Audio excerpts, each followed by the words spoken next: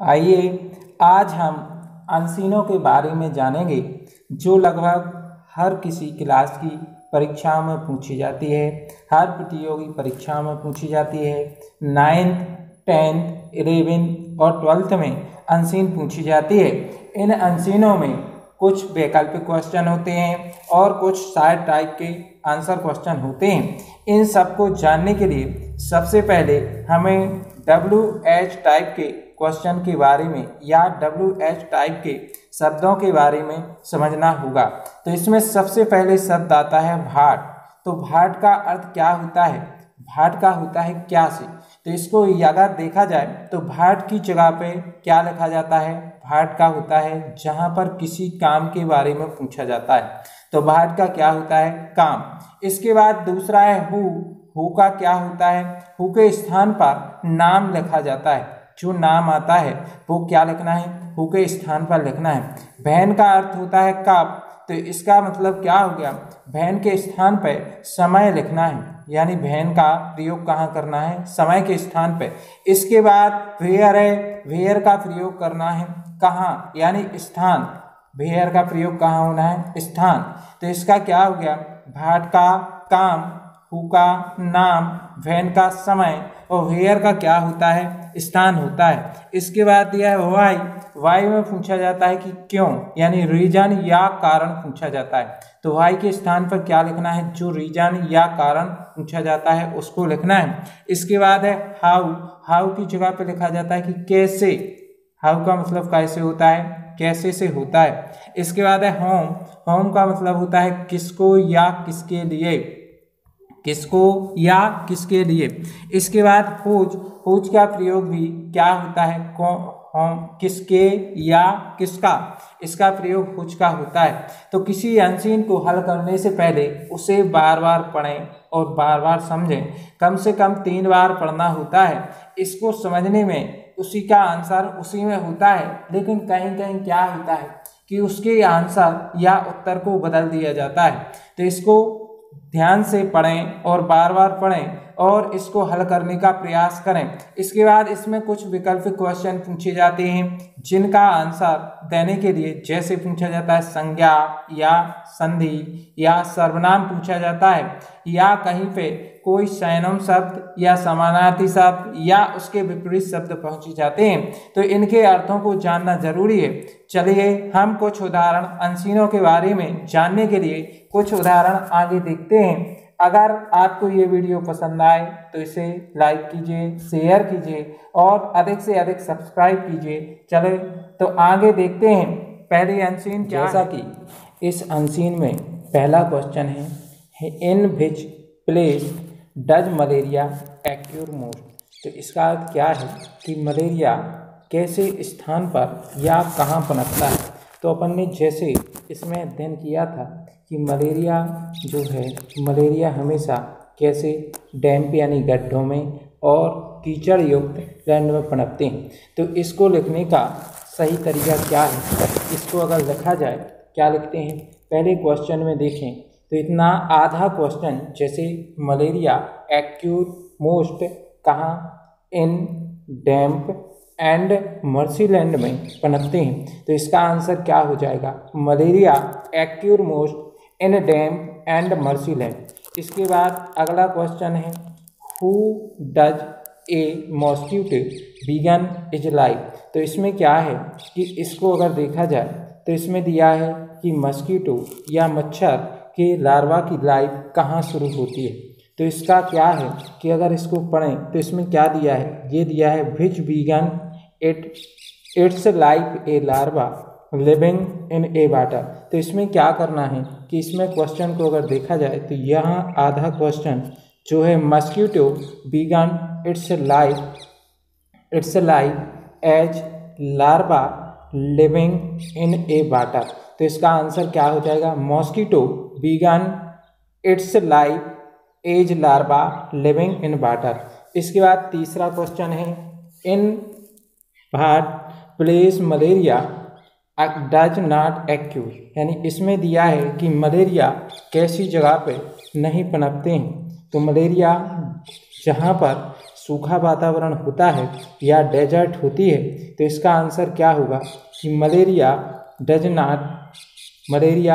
Not occur dry and desert land, यानी जहाँ पर सूखा स्थान होता है वहाँ पर मलेरिया के विषाणु नहीं पनपते। इसके बाद अगला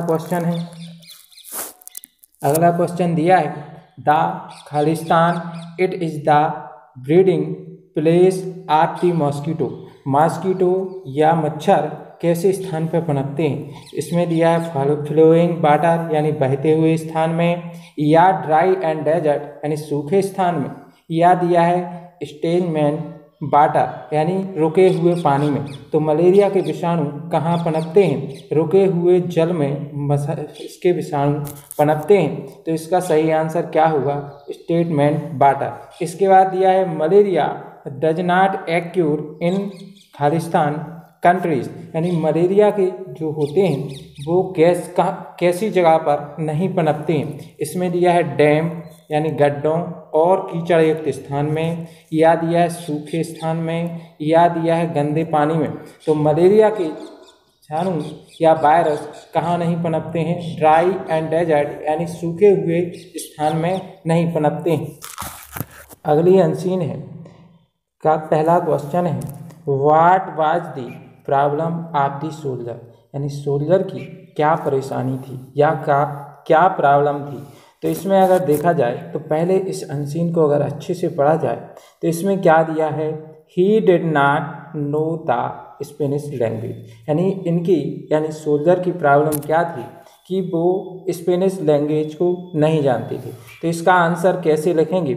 इसमें आधा क्वेश्चन जैसे दिया है the problem of the soldier, यानी सोल्जर या सिपाही की क्या प्रॉब्लम थी, उसके बाद लिखना है कि he did not know the Spanish language, यानी क्या है कि the problem of the soldier he did not know the Spanish language, यानी वे क्या स्पेनिश लैंग्वेज नहीं जानते थे। इसके बाद है which question do the king usually ask, तो इसमें दिया है कि जो राजा था उन्होंने कौन कौन से क्वेश्चन उससे किए थे। तो इसका सीधा इसी में आंसर दिया है the king usually ask 3 question. कौन कौन से पूछे थे? पहला क्वेश्चन पूछा था व्हाट इज योर एज, दूसरा क्या है since when have you been a army and are you satisfied your lodging and boarding. ये 3 क्वेश्चन इसमें पूछे थे। तो इसका आंसर क्या हो जाएगा? इसका आंसर यहाँ से यहाँ तक ये वाला आंसर लिखते थे। इसके बाद तीसरा क्वेश्चन है the soldier did not know Khalistan language, यानी इसमें दिया है कि सोल्जर या सिपाही कौन सी भाषा नहीं जानते थे। तो इसमें कौन कौन सी है? अमेरिकन या इंग्लिश या स्पेनिश या फ्रेंच। तो इसका सही आंसर कौन सा होगा? स्पेनिश भाषा नहीं जानते थे। इसके बाद चौथा क्वेश्चन दिया है कि the soldier replied that I am year old, यानी सैनिक ने क्या रिप्लाइड दिया था कि मैं कितने ईयर का हूँ।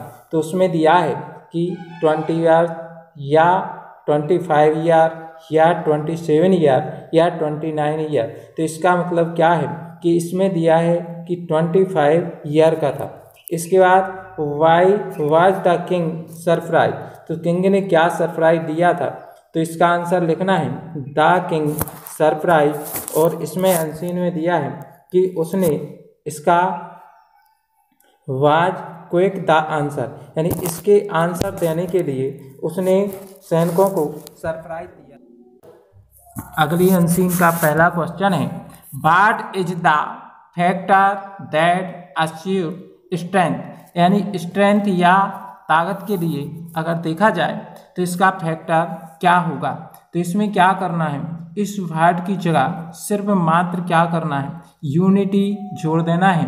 तो इसका क्या बन जाएगा, unity is the factor that assure strength, यानी एकता में क्या है, ताकत या शक्ति है। इसके बाद दूसरा क्वेश्चन है what happened if each member of A football team play his on game. तो अगर इस अनसीन को बार बार पढ़ें तो इस अनसीन को पढ़ने में इसमें देखा जाए तो इसमें क्या दिया है, if each member play his on game they will surely be defeated however strong the individual player में बी। तो इसका आंसर क्या हो जाएगा, इसमें करना है कि यहाँ से अगर लिखा जाए तो if each member of A football team play his on game, इसके बाद इसमें जोड़ना है they will surely be defeated however strong the individual player में बी। ये इसका आंसर होगा। इसके बाद दिया है what moral does the passage carry, कि इस पैसेज में क्या मोरल या अधिक मूल्यवान है। तो इसमें क्या है, united be stand divided be fall. तो इसका आंसर क्या होगा, the passage moral carry united be stand and divided be fail. इसके बाद दिया है divided and conquer was the motto of. इसमें दिया है चर्चिल या हिटलर या स्टालिन या नेपोलियन। तो इसमें क्या है, डिवाइडेड एंड कन्क्योर की रूल किसका चलता था, नेपोलियन मोटो का। तो ये इसका आंसर होगा। इसके बाद दिया है गिव ए साइनोम्स ऑफ विनर। तो विनर का अर्थ क्या होता है कि जीतने वाला। तो इसको अगर देखा जाए तो इस अनसीन के अनुसार अगर देखा जाए तो विनर को अपन बोलते हैं विक्टोरियस। क्या बोला जाता है, विक्टोरियस, यानी जीतने वाला। तो ये इसका सही आंसर। के बाद अगली अनसीन का पहला क्वेश्चन है what should be relationship between means and and. तो इसमें क्या करना है, पहले अनसीन को अच्छी तरह से पढ़ें और क्वेश्चन को समझें। इसमें दिया है the relationship between means and and, यानी रिलेशनशिप। तो इसका सही आंसर क्या हो जाएगा, मात्र इसका आंसर है that means justify the end. ये पहला आंसर है। इसके बाद दिया है what is the secret of success, यानी सफल होने का सीक्रेट क्या है। तो सफल होने का सीक्रेट क्या है, इसमें दिया है the key to success is to pay as much attention to the means as to the end. तो इसका आंसर क्या लिखना है, the secret of success is to pay as much attention to the means as to the end. ये इसका answer होगा। इसके बाद दिया है who is more blessed the giver or receiver बात। तो इसमें अगर अनसीन को बार बार पढ़ा जाए तो इसमें देखो क्या दिया है, द गिवर एंड रिसीवर बात आर इक्वली ब्लेस्ड।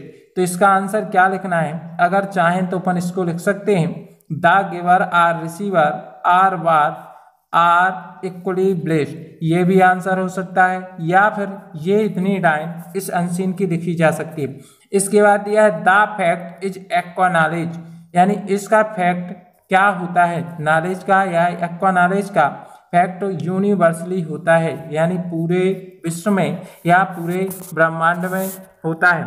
इसके बाद दिया है give the nouns form of perform. तो परफॉर्म का नाउन क्या होता है, इसका परफॉर्म का नाउन होता है परफॉर्मेंस।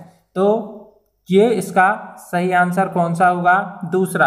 आशा करते हैं कि इन अनसीनों को आप बार बार अध्ययन करने की कोशिश करेंगे और बार बार अध्ययन से निश्चित सफलता मिलती है। धन्यवाद।